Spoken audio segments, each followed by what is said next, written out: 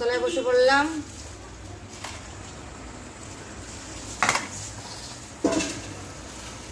মাছের থালা নিয়ে কি মাছ আছে বলতে? ওই দেখে নিয়েছি, দেখে নিয়েছি। চিংড়ি মাছ জ্যান্ত লাফাচ্ছে দেখি। চিংড়ি মাছগুলো ভালো। চিংড়ি মাছটা কি দেওয়া হয় জানিস? কি দিয়ে? পটলের দোরমা হবে। পটলের দোরমা হবে রে, পটলের দোরমা হবে রে। এটা কি মাছ বলতো? এরকম কটা রুই মাছ।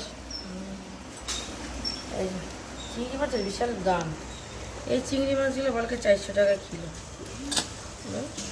উল্টা পাল্টা দাম নেই এখন। আর মানে কি বলবো, মাছ আর খাওয়ার মতো রয়ে গেছে। রুই মাছটা যে পেঁপে দিয়ে ঝোল করি। এই যে চিংড়ি কত বড় মাথা দিয়েছে।